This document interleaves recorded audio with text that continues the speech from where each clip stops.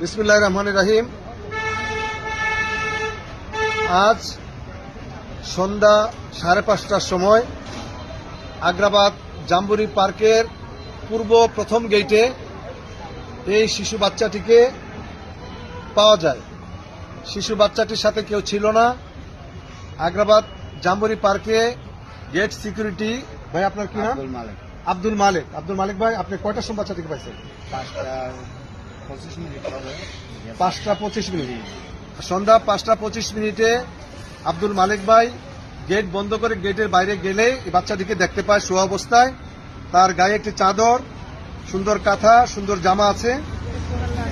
তখন থেকে এখন পর্যন্ত বাচ্চাটি ঘুমন্ত অবস্থায় আছে। আমি জানি না তার পিতা মাতা কোথায়, কে বা কাহারা।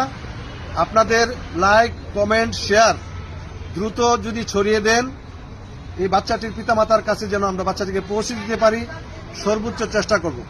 ইতিপূর্বে আপনাদের লাইক, কমেন্ট, শেয়ারে দুইটি বাচ্চা তার পিতামাতার কাছে ফিরিয়ে দিতে পেরেছি। এটা আপনাদেরই অবদান। আমি আপনাদের প্রতি কৃতজ্ঞ।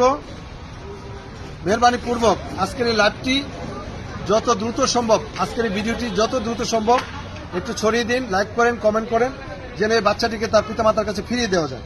বাচ্চাটির বয়স অনুমান 3 মাস হবে সর্বোচ্চ। বাচ্চাটি এখন পর্যন্ত ঘুমাচ্ছে এবং নিঃশ্বাস নিচ্ছে। আমার মনে হচ্ছে বাচ্চাটি সুস্থ আছে। তারপরেও আমি শিশু হাসপাতালে নিয়ে যাব, বাচ্চাটিকে ডাক্তার দেখাবো ইনশাআল্লাহ বাচ্চাটি সুস্থ আছে কিনা। আপনাদের সকলকে ধন্যবাদ। আসসালামু আলাইকুম।